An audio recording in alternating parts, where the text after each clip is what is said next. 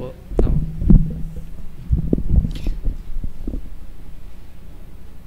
So, kaya po wala tayong text sa hapong ito po. Ang topic po natin is yung tinatawag nating topical expository. So, hindi po tayo nakapaloob lamang sa isang context, kundi sa isang topic, which is pinamagatan nating the sin and the hope that is in Christ. O yung kasalanan at yung pag-asa natin na kay Kristo. So, before po nating tuloyin yung pag-aaral ng kanyang mga salita, hilingin muna po natin ang pagsama ng Diyos sa hapong ito. Panginoon naming Diyos, banal, dakila at makapangyarihan sa lahat. Unang-una po, Panginoon, ako po'y nagpapakumbaba, nagsusumamo sa inyong harapan. Wala akong may tatago sa inyo, Panginoon. Isa akong taong makasalanan, Panginoon. At sa biyaya mo lamang, Panginoon, kung bakit ako nakakatayo, kung bakit ako ginagamit mo, Panginoon. Patuloy na linisin mo ang aking puso, hindi ang aking sarili, kundi ikaw, Panginoon, at ang iyong mga salita ang siyang mapakinggan namin sa mga oras na ito. Gabayan at samahan niyo po kami, Panginoon. Buksan ang aming mga puso, ang aming isipan, Panginoon. At dumating sa amin ang kaunawaan ng iyong mga salita. Hindi lamang namin ito mapakinggan, kundi tumanim ito sa aming mga puso at ikaw ang siyang magpalago. Maraming salamat po, Panginoon, sa pagsama ninyo simula pa kanina. Gabayan at samahan niyo po ang bawat isa. Marinig namin, Panginoon, ang tinig mo, ang mensahe ninyo, Panginoon, sa oras pong ito, Panginoon. Maraming salamat po. Ikaw po nawa ang siyang maluwalhati sa aming buhay sa mga oras na ito. Ito po ang aming samot panalangin sa pangalan ni Jesus. Amen. So, napakinggan po natin marahil maraming beses na, no, yung patungkol sa pagkahulog ng tao sa pagkakasala, bunga ng ating mga paglabag ng ating mga magulang, no, na si Adan at si Eva. Pero meron po akong na-experience na during nung high school ako, meron akong relative na nagtanong sa akin, kumbaga casual lang habang kami kumakain, bigla lang siya nagsabi na parang hindi niya daw matanggap na bakit yung pagkakasala ni Eva at Adan ay ibinilang sa atin. Parang ganon na hindi naman daw tayo yung lumabag sa Diyos. Pero bakit tayo tinawag na makasalanan? No? Sobrang nabagabag po ako doon nung time na yon kasi kumbaga hindi pa po ako malalim sa salita ng Diyos. No? Tanggap ko yung katotohanan na dahil sa paglabag nila Eva at Adan, apektado din po ako, tayo, naging makasalanan tayo. Pero hindi ko kayang i-explain sa kanya. So, parang in a way na parang na heartbroken ako kasi hindi ko man lang na ipagtanggol yung salita ng Diyos. Hindi ko man lang na ipaliwanag sa kanya. Pero here, kung ating tatanungin nga naman, no, paano ang pagkakasala nila ay nabilang sa atin na kanilang mga salinlahi. So, habang pinag-aaralan ko po yung sermon natin, yung lesson natin sa araw na ito,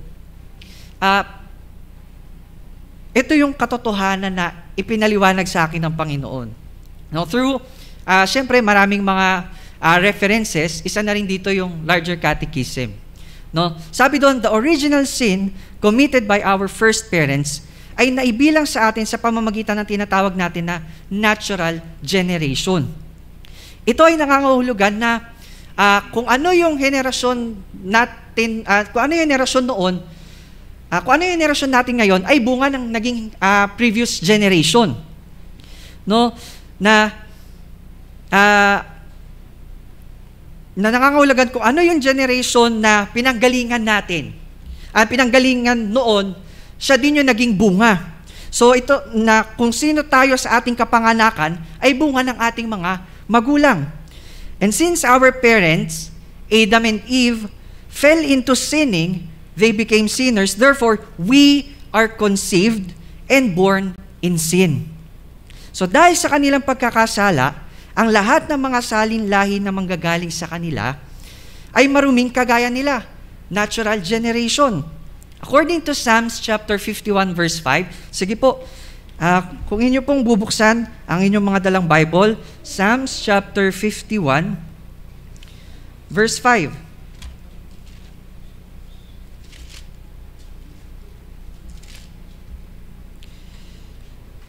Sabi doon, kung inyo na pong nakita, in English sabi doon, just as our parents who are cursed because of their iniquities or sin, we are conceived according to that nature. So kung ano yung nature nila, siya din tayo. The same nature as they are, which is sinners. So for example, para sa mas mabilis nating maintindihan, no, na ang puno ng mangga, hindi niya kayang magbunga ng isang puno ng isang mansanas. Kung ang puno ng mansanas, hindi niya kayang magbunga ng isang mangga. Just as good trees cannot bear evil fruit, and vice versa. No, an evil tree cannot bear good fruit. So kung sila Eva at Adan na ating mga magulang ay makasalanan, therefore, ang kanilang magiging salinlahi ay makasalanan din. So bago pa tayo magkasala, bago pa tayo ipanganak sa mundo, ay tinawag na tayong makasalanan. Because we are born naturally as sinners because our parents are sinners. That is our status. And we have the same identity, same na pagkakakilanlan, kagaya sa ating mga magulang. Sabi sa Job chapter 14 verse 4, sabi doon, who can bring a clean thing out of unclean? Sabi doon, not one, laws of nature. John chapter 3 verse 6, sabi doon, that which is born of flesh is flesh, and that which is born of spirit is spirit. Again, law of nature. No? Kung tayo ay nabuhay sa laman, kung saan yung laman ay puno ng pagkakasala, puno ng sumpa dahil sa ating mga kasalanan. Therefore, tayo rin, kung ang ating mga magulang ay nabuhay sa laman, ganun din naman yung kanyang mga salinlahi, which is us, na tayo bilang mga makasalanan. Itunuring na makasalanan. Another example, na hindi kayang mangitlog ng manok, no, ng itlog ng ostrich. Kasi that is their natural law. Yung generation nila, hindi pwedeng mag-iba. So, hindi kayang mangitlog ng manok, ng itlog ng dinosaur. No? So, hindi natin kayang suwayin, or pinapakita lang nito na hindi natin kayang suwayin, baguhin, o labanan kung ano yung batas ng kalikasan na Diyos mismo ang nagtakda. So, tinatanggal nito yung kakayanan sa ating sarili upang baguhin ang ating mga sarili mula sa isang likas na makasalanan tungo sa pagiging banal. And that is what we call total depravity. So, inaalis nito yung kakayanan sa ating sarili na baguhin mula sa isang estadong makasalanan tungo sa katuwiran.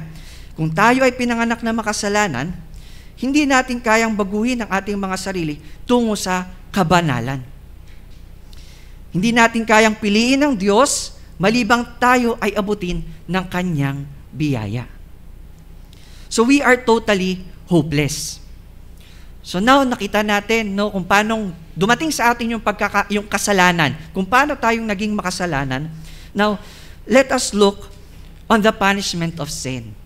So we have 3 major points po na ating pag-aaralan sa hapon pong ito. Una, the punishment of sin in this world. Second, the punishment of sin in the world to come, yung paparating na mundo. And lastly, we're going to answer the question, does God leave all mankind to perish in the state of sin and misery? Hinayaan na lamang ba ng Diyos na magdusa ang lahat ng tao sa kanilang kalagayan bilang makasalanan? So first, the punishment of sin in this world. Under this first major point, meron tayong inward and outward punishment. Let's look at the inward punishment. Ephesians chapter 4 verse 18. Sige po, kung inyo pong bubuksan, sabay-sabay po nating basahin. Ephesians chapter 4 verse 18.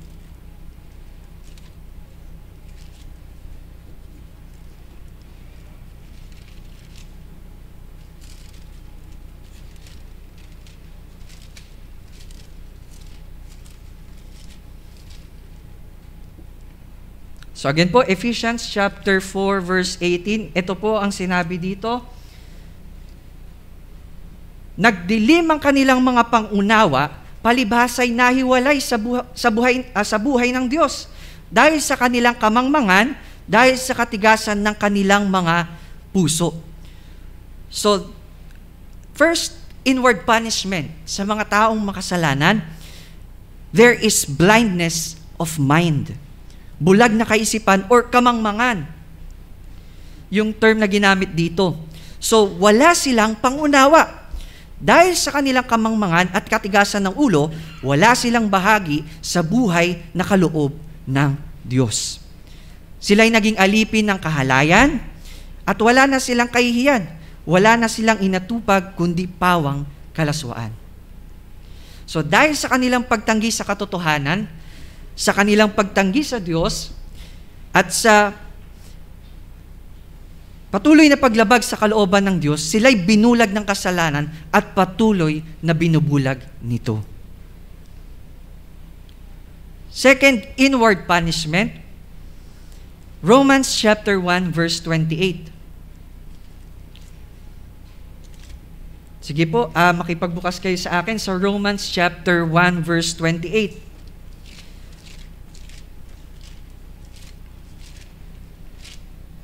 So ang sabi po dito, at palibhasa'y hindi nila minabuting kilalanin ng Diyos, hinayaan sila ng Diyos sa isang mahalay na pag-iisip upang gawin ang mga bagay na hindi nararapat. So, dahil dito, sabi doon, I want to take note, kumbaga, give emphasis doon sa word na hinayaan. So, our second inward punishment is the reprobate sense. Pag sinabi nating reprobate, kumbaga, sense of rejection. Pinabayaan na ng Diyos. Dahil ayaw nilang kilalanin ng Diyos, hinayaan sila ng Diyos sa masasamang pag-iisip at sa mga gawaing kasuklam-suklam. Because we rejected God and His Word. God rejected us in return. So, let this be a warning to each and every one of us to be very careful na baka isa tayo sa mga nagkakaroon ng ganitong pag-iisip. Hindi lang po ito tumutukoy sa mga unbelievers. No? Mag-ingat tayo na baka itinatanggi na natin ang mga salita ng Diyos na ipinangangaral na hindi natin namamalayan. Hindi natin namamalayan na, in a way, yung Diyos na pala yung tinatanggi natin. So let us be very careful so that God will not give us over to a reprobate mind. Huwag nawa tayong hayaan ng Diyos dun sa ating mga maling pag-iisip. Mag-ingat tayo na huwag tayong pabayaan ng Diyos sa mga kasuklam-suklam na gawain at pag-iisip. So mag-ingat tayo na huwag nating labanan at tanggihan ang mga babala at paalala ng Diyos, just like this reminder na ipinararating ko sa inyo. Because if we continue to do so, patuloy tayong tumatanggi, God will send us strong delusions. Ito po yung pangatlong inward punishment natin. Sa taong patuloy na namumuhay sa kasalanan, God will send us strong delusions. 2 Thessalonians chapter 2 verse 11. Sabi dito, dahil dito, hahayaan ng Diyos na sila'y malinlang ng espiritu ng kamalian at maniwala sa kasinungalingan. So there is strong delusions. Pagkalinlang, pinabayaan sila ng Panginoon at hinayaan na ng Diyos na sila'y patuloy na malinlang. Lesson and application. So, huwag po tayong basta-basta papadaya sa ating mga emosyon at sa mga makamundong gawain. For we know heart is deceitful above all things. So let Romans chapter 12 verse 2 set as a reminder for us to do not be conformed to the patterns of this world, but be transformed by the renewing of our mind. Again, do not be conformed to the patterns of this world, but be transformed by the renewing of our mind. Then you will be able to test and approve what God's will is. His good, pleasing, and perfect will. So let us transform ourselves by continuously renewing our mind. Sa tulong ng Diyos, sa tulong ng Santong Espiritu, let us transform ourselves continuously, renewing our mind by aligning our minds to the standard of the Word of God. Kung ano yung sinasabi ng salita ng Diyos, not on our emotions, not on the standards of this world, not on the standards of this society, so that we will be able to test and approve what God's will is. Hindi sa standard ng society. Kung titignan natin, di ba, sabi natin, from generation, na kung ano tayo ngayon ay bunga lamang ng previous generation. And kung titignan natin, from generation to generation, palala at pasama ng pasama ang mundo. So therefore, dapat na maging standard ng buhay natin, hindi ang mundo, kundi ang salita ng Diyos. So fourth, inward punishment sa mundong ito is the hardness of heart. Dahil ayaw nilang tumalima sa Diyos, in Romans chapter 2 verse 5, sabi dito, ngunit dahil matigas ang iyong ulo at ayaw mong magsisi or having that hardened and impenitent heart, lalo mong pinabibigat ang parusang igagawad sa iyo sa araw na iyon. Kung kailan ihahayag ang puot at makatarungang paghatol ng Diyos. On the day of the revelation of the righteous judgment of God, and only time will tell when the horror of conscience will come to us sinners. Yung horror ng conscience, which is the fifth inward punishment sa atin. No? Yung natatakot na lamang tayo. Nandun na lang, napuno na lang tayo ng takot, pero there is no repentance. Natakot na lamang tayo sa parusang darating.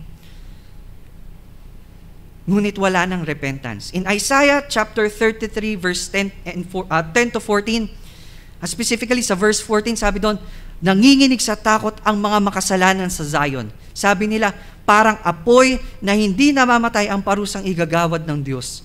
Sino ang makatatagal sa init niyon? In Genesis chapter 4 verse 13, ito ang naging pahayag ni Cain kay Yahweh. Sabi niya, napakabigat namang parusa ito. And in Matthew chapter 27 verses 3 to 4, sabi doon, nang malaman ng taksil na si Judas na si Jesus ay natulang mamatay, nagsisi siya at isinauli sa mga punong pari at mga pinuno ng bayan at 30 pirasong pilak. Sinabi niya, nagkasala ako. Ipinagkanuluko ang dugo ng taong walang kasalanan. So, kung titingnan natin, ano yung pagkakatulad ng tatlong passages na to?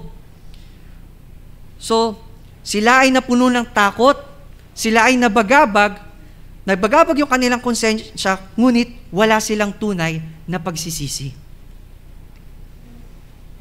So that are the inward punishment of sin in this world. Now, sa outward punishment naman po, no, nakita natin yung sa atin, sa sarili natin, ano yung epekto ng kasalanan. So outward naman, nakita natin yung sumpa ng Diyos sa kanyang mga nilikha dahil sa ating pagsuway, kahit pa ang kamatayan. Dumating ang sumpa ng kamatayan dahil sa pagpasok ng kasalanan. In Genesis chapter 3 verse 17, in Deuteronomy chapter 28 verse 14, pwede nyo pong basahin pag uwi sa bahay.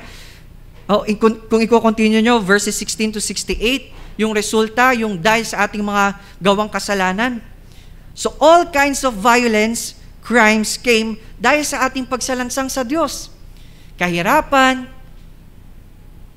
kagutuman, no, pagpatay, pagnanakaw, lahat ng krimen sa mundo ay dahil bunga ng ating pagsuway sa Diyos. So wala tayong maisisisi sa Diyos, sapagkat bunga lamang ito ng ating mga kasalanan. So hindi natin pwedeng sabihin sa Diyos, Lord, bakit hindi mo nalang pinigilan? No? Because of our sin. Bakit hindi mo nalang pinigilan, Panginoon, bakit hindi mo nalang pigilan yung kasamaan, yung evil? Brothers and sisters, Kung kaya natin, kung sasabihin natin na ganon, unang-una na ako doon. Unang-una na tayo na parurusahan ng Diyos. Because we are all wicked. We are all evil. Pero we can see that God is patient toward us. Ganun na lamang yung habag ng Diyos sa bawat isa sa atin. Na araw-araw kung susumuto lahat ng tao sa mundo, pagsasama-samahin yung kasalanan, tila napakabigat na. Pero ganun na lamang mas malawak pa yung pag-ibig ng Diyos, yung kanyang habag sa atin. So second major point is the punishment of sin in the world to come. Sa paparating na panahon. So the punishment of sin in the world to come are everlasting separation from the comfortable presence of God. And the most grievous torment in soul and body is without intermission in hellfire forever. In 2 Thessalonians chapter 1 verses 8 to 9, sabi doon, parurusahan ang lahat ng hindi kumikilala sa Diyos at hindi sumusunod sa magandang balita ng Panginoong Jesus. Magdurusa sila ng walang hanggang kapahamakan at mahihiwalay sila sa Panginoon at sa dakila niyang kapangyarihan. There is eternal separation. And in Mark chapter 9 verses 43 to 44, sige po, kung inyo pong babasahin, Mark chapter 9 verses 43 to 44. Sabi po dito, kung ang kamay mo ay nakapagpapatisod sa iyo, putulin mo ito. Mas mabuti pa sa iyo ang pumasok sa buhay na baldado kaysa may dalawang kamay at mapunta sa impyerno sa apoy na hindi mapapatay. At kung i-continue natin sa verse 46, ganun din ang sinabi na kung saan ang kanilang mga uod ay hindi namamatay at ang apoy ay hindi napapatay. Ganun din sa verse 48 na kung saan ang kanilang mga uod ay hindi namamatay at ang apoy ay hindi napapatay. So 3 beses inulit ni Mark to give emphasis sa katotohanan na mangyayari sa mga taong patuloy na nagkakasala sa Panginoon. Patuloy na tumatalikod, nire-reject yung kalooban ng Diyos. So, the grievous punishment in the coming world is eternal separation from God. Where there is no peace, where there is no joy, no love, basically no good things. Because there is no God. Now, let's go to our last major point. Mabilis lang po ito. No? So, let's try to answer the question, does God leave all mankind to perish in the state of sin and misery? Hinayaan na lamang ba ng Diyos na magdusa ang sangkatauhan, ang lahat ng tao sa kanilang kalagayan bilang makasalanan? The answer is no. That is why we have Jesus Christ. Kaya naparito si Kristo Jesus. So our third major point is the grace of God. The grace, the hope that is in Christ Jesus. So hindi pinabayaan ng Diyos ang tao sa kanilang estado bilang makasalanan, kung saan sila ay nahulog nang sumuway sila sa unang tipan. Commonly known, the covenant of works. Nang sumuway si Eva at Adan sa ipinag-uutos ng Diyos. Ngunit dahil sa yaman ng kanyang pag-ibig at awa, ay iniahon niya mula sa pagkakalubog, mula sa pagkahulog ang kanyang mga pinili at dinala tungo sa estado ng kaligtasan na dulot ng ikalawang tipan. And that is what we call covenant of grace. 1 Thessalonians chapter 5 verse 9, For God hath not appointed us to wrath, but to obtain salvation by our Lord Jesus Christ. So in Genesis chapter 3 verse 17, ipinakita sa atin yung pagkakasala ng ating mga magulang at kung paano dumating sa atin yung sumpa ng kamatayan bilang kabayaran ng kasalanan. So in Romans chapter 5 verse 12, sabi doon, ang kamatayan ay pumasok sa sanlibutan sa pamamagitan ng isang tao. At ang kamatayan ay pumasok sa pamamagitan ng kasalanan. Ang kamatayan ay pumasok sa pamamagitan ng kasalanan. So kakambal ng kasalanan ay kamatayan. So hindi natin maise-separate yung kamatayan at yung kasalanan. Where there is sin, there is death. So dahil sa kasalanan, lumaganap ang kamatayan sa lahat ng tao sapagkat ang lahat ay nagkasala. And if we continue Romans chapter 5 verse 15, ipinahayag ang kagandahang loob ng Diyos. Sige po, buksan natin Romans chapter 5 verse 12.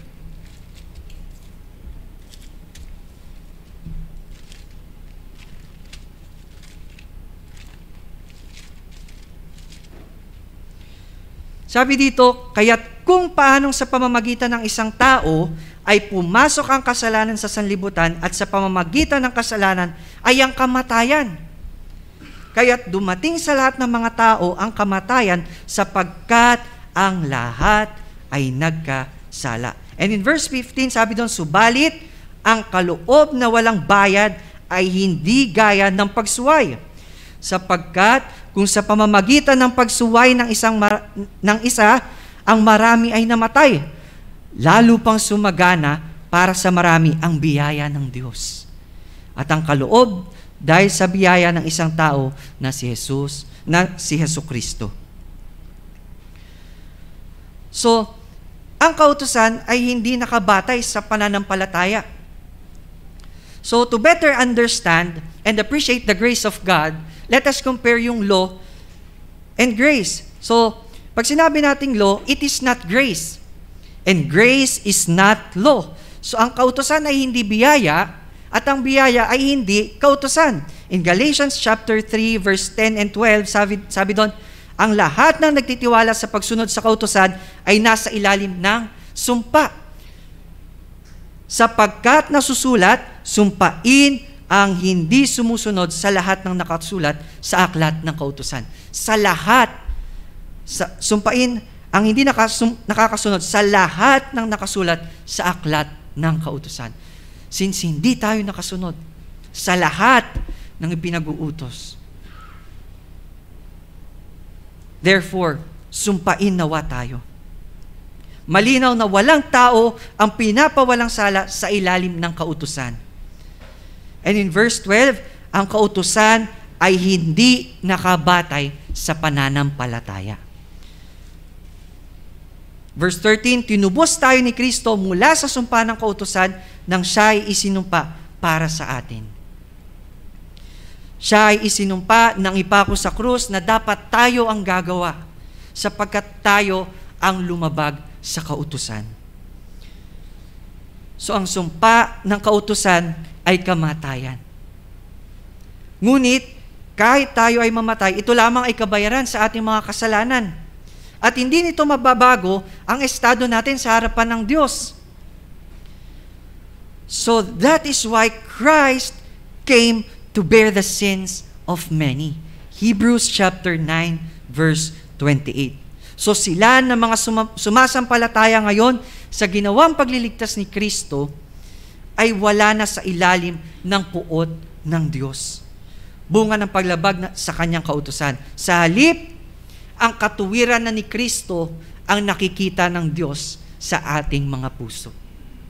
Hindi na yung ating mga kasalanan, hindi na yung ating mga kakapusan. Kung tayo ay sumasampalataya kay Kristo Jesus. So kung paanong dahil sa paglabag ng isang tao ay nahulog sa kamatayan ng lahat ng tao. Ngunit sa pamamagitan din ng isang tao ay pinagkalooban niya ang ilan na maging anak ng Diyos. So kung i-compare natin si Adan at si Christ, no, bilang head, si Adan, kung tayo bilang offspring, bilang salinlahi ni Adan, no, we are under law sapagkat tayo'y makasalanan. And since we are under law, we are under sin. Sapagkat sa pamamagitan ng kautusan, lalong naihayag ang ating mga kasalanan. And sabi natin, ang kakambal ng kasalanan ay kamatayan. And we are under righteous judgment and wrath of God. And in comparison, if Christ is our head, we are no longer under law, but we are under grace. So wala tayong ginawa, kaya tinawag na biyaya. Ito ay libreng kaloob ng Diyos upang tayo ay maligtas. So there is grace. We are under grace when we have Christ. And this grace brought righteousness that brings forth salvation. Si Kristo at ang kanyang katuwiran na ang nakikita ng Diyos sa puso ng mga taong sumasampalataya sa Kanya. Isn't it amazing the grace of God na inabot tayo sa ating pagkamakasalanan? So, ang dalangin ko po, mga kapatid, nawa matagpuan tayo ng Diyos na si Kristo ang laman at nag-ahari sa ating mga puso, kanyang katuwiran at ang kanyang mga salita. So, nasan ngayon ang pagmamalaki sa ating mga sarili? Wala po. So, lagi tayong lumapit sa Panginoon upang lagi niyang ipakita sa atin ang ating mga kasalanan. Gaano man ito kaliit o kalaki, no? Ano man yung natatago nating kasalanan, lumapit tayo sa Panginoon upang ipakita niya sa atin at hindi tayo magpatuloy sa mga ganong gawain.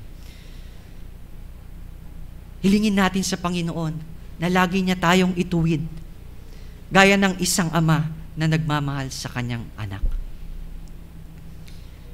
So hindi natin may aalis na mahuhulog tayo sa pagkakasala. So, there is a challenge for us, brothers and sisters. Sa tuwing tayo mahuhulog sa pagkakasala, let us come to the Lord like a child to His loving Father. Kahit na tayo ay tapikin, pagalitan ng ating Ama, disiplinahin, ngunit kung doon tayo lalong titibay at doon tayo magiging matuwid, gawin nawa ng Panginoon sa ating mga buhay. I challenge you, brothers and sisters, to seek for the will of God. Not on our will. Hindi kung ano ang tingin nating tama, kundi kung ano ang nakalulugod sa Panginoon. At sa oras na tayo'y nahihirapan na lumapit sa Diyos dahil sa patong-patong na pagkakasala, sabihin na natin, nandun yung takot. Personally, na-experience ko rin po ang bagay na ito. Pero let us keep in mind that for the Lord disciplines the one He loves. Christ, the Lord disciplines the one He loves and chastises every son whom He receives. In Hebrews chapter 12, verse 6. So just like family who cares for its members, at nawa kung tayo ay mga tunay na anak ng Diyos, na nagmamahal at nagmamalasakit din sa ating mga kapatid, huwag nating ipagkait ang pagmamahal ng Diyos sa kanila. Kahit saan nyo ito ng correction, rebuke, discipline. According to Proverbs chapter 27, verse 5, open rebuke is better than hidden love. Faithful are the wounds of a friend, but the kisses of an enemy is deceitful. Ito nawa yung maging attitude natin sa harapan ng Diyos. But the next thing, ito yung katotohanan pero masakit. Kung ayaw natin ng correction ng Lord and His chastisement, it means only we don't love God enough upang tanggapin ang kanyang pagtutuwid. And we are being prideful in the sight of God. And maybe the worst part, we don't have God in our hearts. Since chastisement comes to us by His word. the Holy Bible, the Scripture being preached faithfully. Gaano man kasakit. In the end, nawa nakita natin kung ano ang kasalanan at kung paano ito nakakaapekto sa ating buhay bilang mga mananampalataya. Patuloy nawa nating makita ang ating kawalan sa ating mga sarili kung wala ang Diyos sa ating buhay. Punuin nawa tayo ng Diyos ng kababaan ng loob upang matupad natin ang Kanyang kalooban. Hindi ang ating sarili, kundi Siya ang manguna sa atin. Kung paano tayo magsalita, kung paano tayo kumilos, kung paano tayo mag-isip, kung paano tayo makipag-usap, at kung paano tayo mamuhay bilang isang mananampalataya. Nawa makita na ang Diyos na buhay ay buhay din sa ating mga buhay. At kung ikaw yung tao na wala pang tunay na pananampalataya sa Diyos, pray and pray and pray. Pray without ceasing. I have heard this in one sermon of Paul Washer. Sabi niya, kung kailangan mong umiyak gabi-gabi, gawin mo. Do not stop until God notices you. Because there is no greater joy in this world than to have God by your side. And there is no greater peace than to have peace with God. Being reconciled to Him as a child to His loving Father. Again, magandang hapon po sa bawat isa. Sa Diyos po ang kapurihan. Tayo po ay manalangin.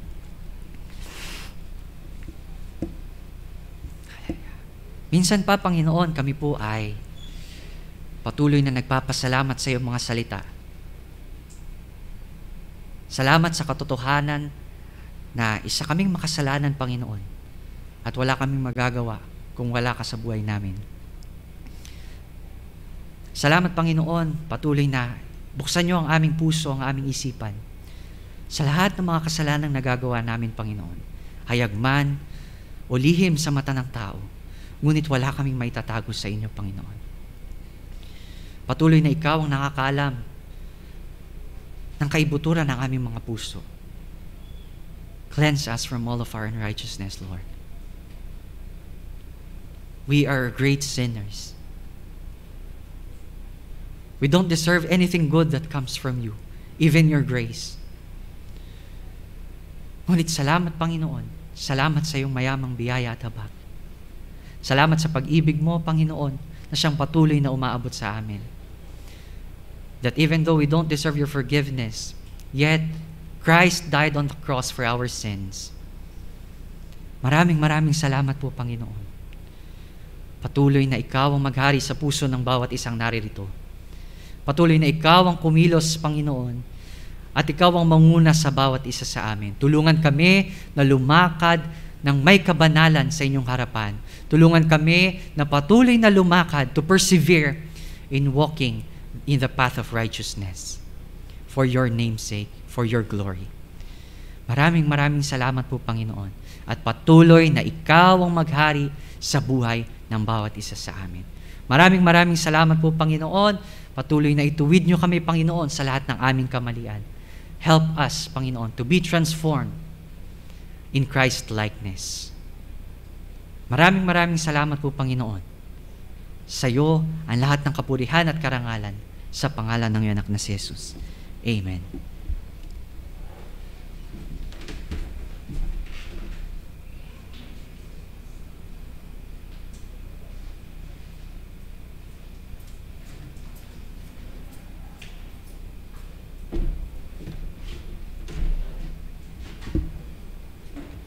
Awitin po